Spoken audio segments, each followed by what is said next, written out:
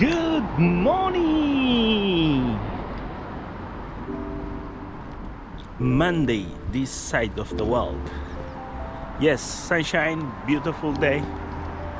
Why is so fearful for those visitors went to Nambo, Wanzi, in this remote village in Kenya, visit this very famous influencer from East Africa, Kenya. When they are requested for interviews, they wonder why they should give an interview about their experiences in Nambo Wanzi. Well, this is my third encounter with three people that visit Nambo Wanzi. I will not say the location. I don't want people to start figure out, assuming other things. But yeah, three people, foreigners, visit Nambo Wanzi. I asked them for interviews, and the responses that I had, you can't even imagine if you're a follower of the East Africa content from Nambo Wanzi. Indeed, I do understand why they don't want to give interviews, and also I do understand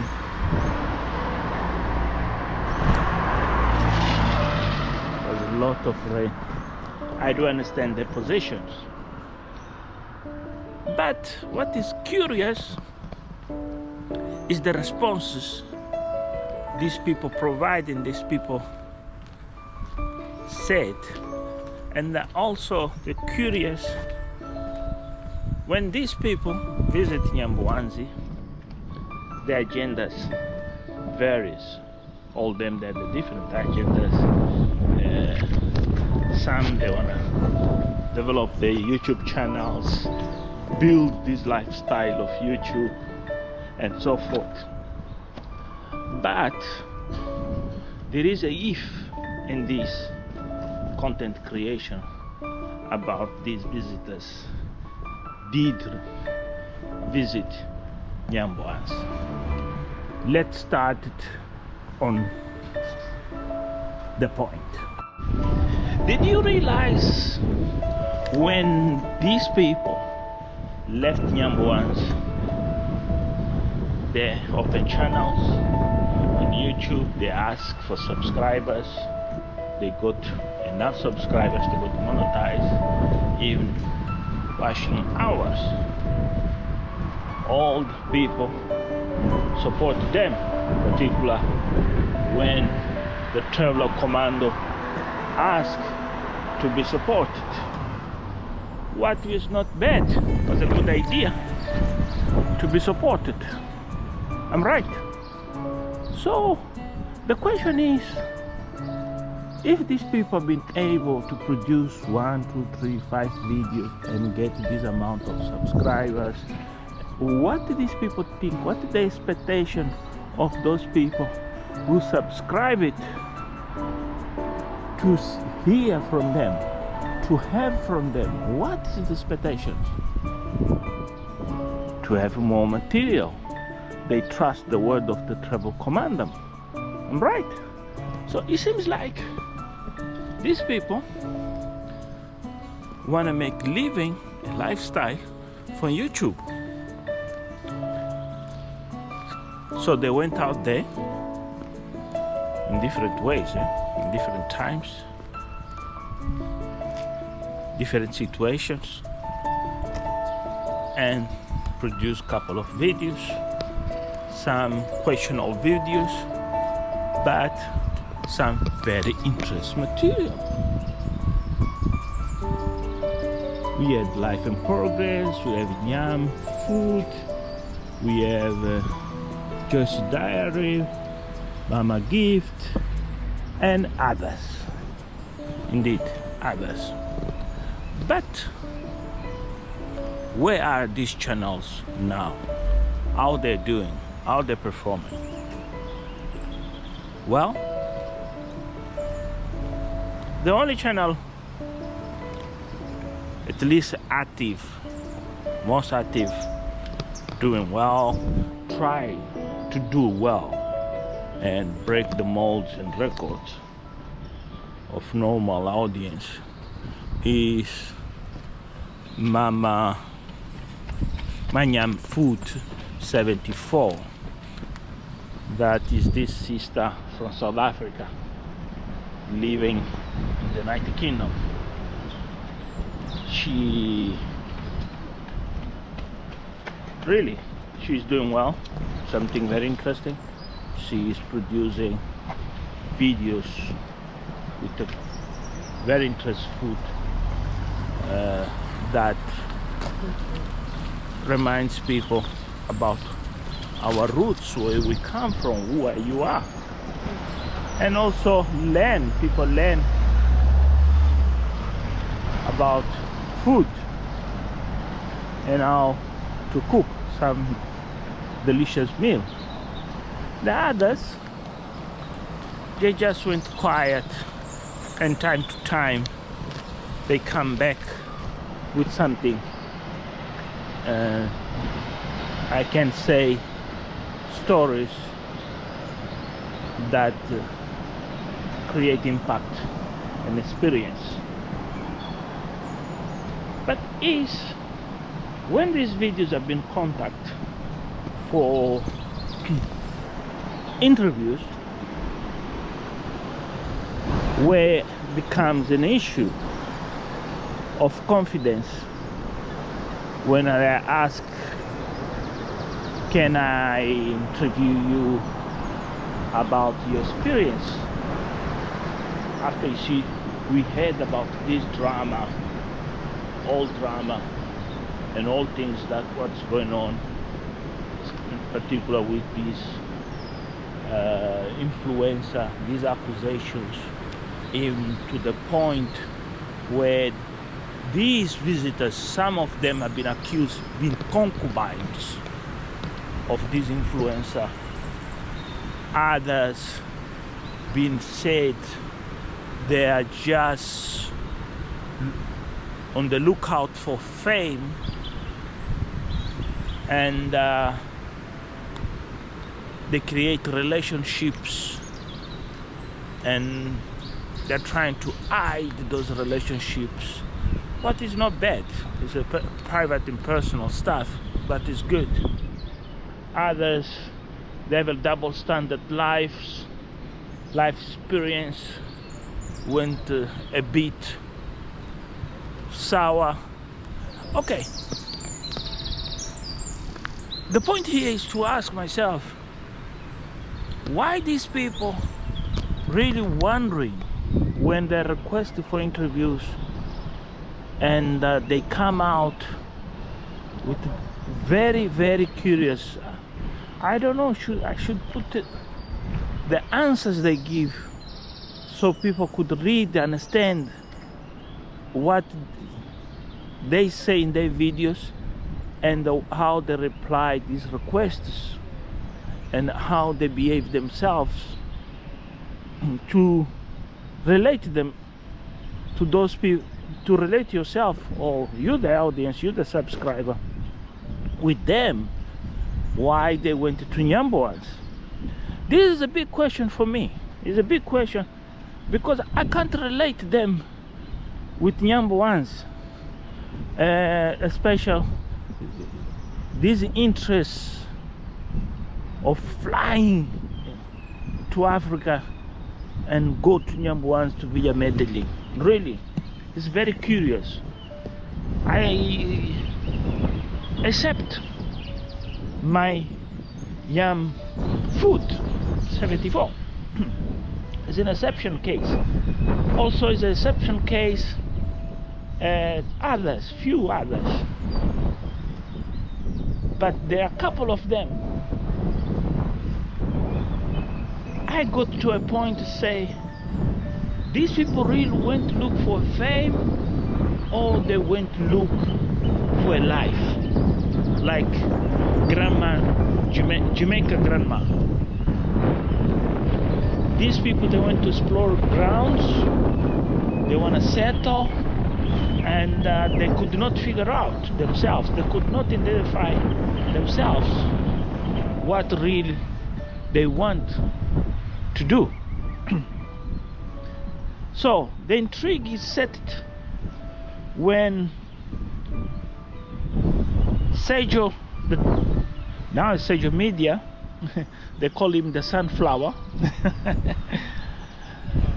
start question some few things and say other things. But was the visit of uncle, Jamaican uncle, to Sergio's place that put all these questions in my mind and set me on fire to think what is all about these people. They call themselves content creators, or they went to Nambo Wanzi visit and look for fame. There is a guy from Qatar, people even came from Qatar, other from Saudi Arabia, you name different countries, and these people disappeared. And the lines of contact they left, and you try to follow them up, you don't get nothing. What the hell's going on? What these people went looking Nambo Wanzi? What these people failed on the goals they set? Are these people just false dreamers, or people they don't have nothing to do, just they want the fame and shout out for 5 minutes? Well, let me say to you what I think and what is my conclusions. So my conclusions are, all of them, with a very few exceptions, and those exceptions go for those from Kenya that really strive to the best, like Lennox and others, young men that went to the party and they want to really be bloggers.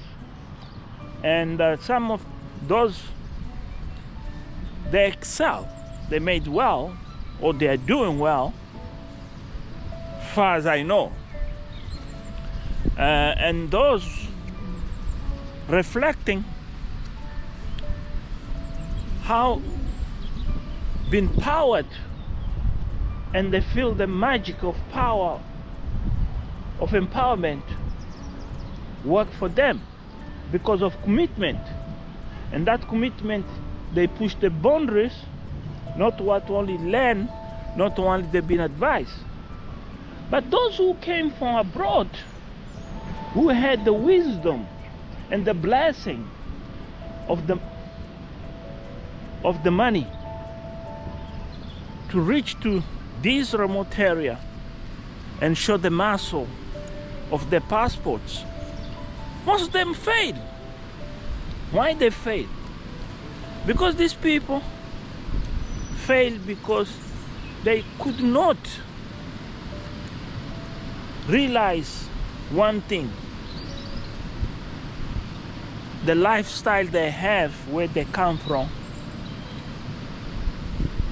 is a continuous and a vicious life of demand,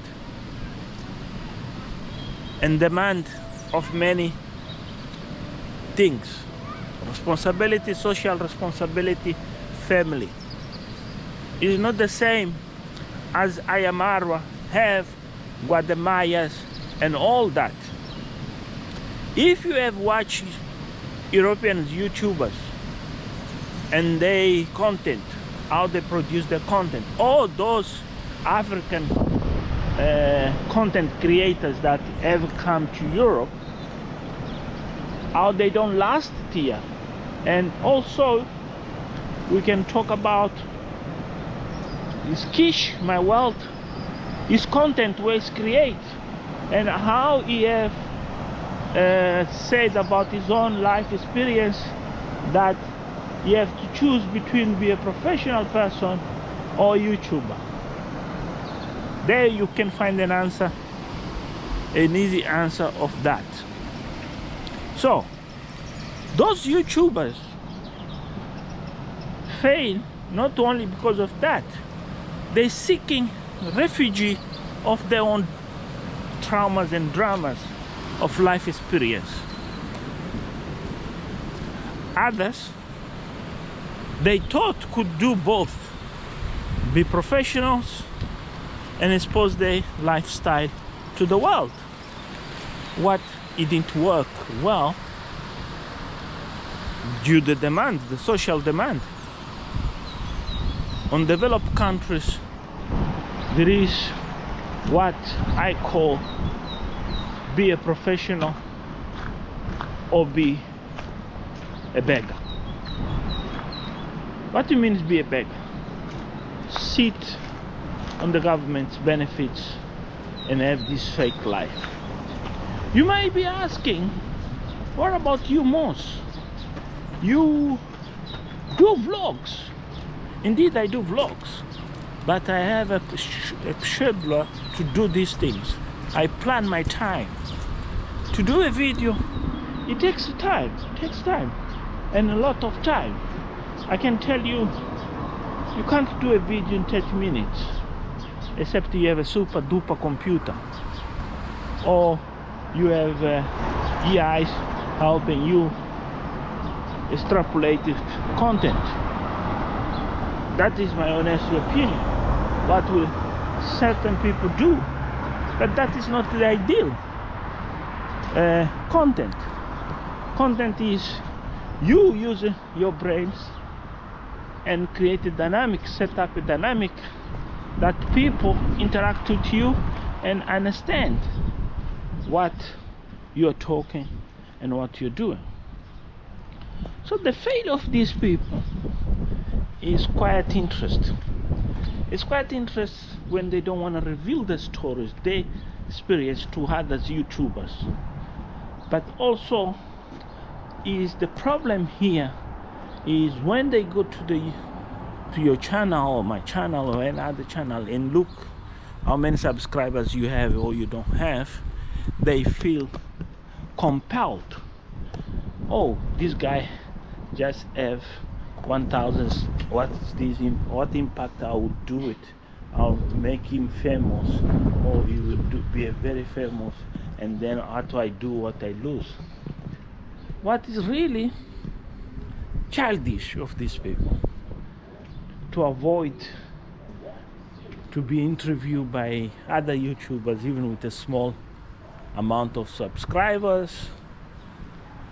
So on my personal understand,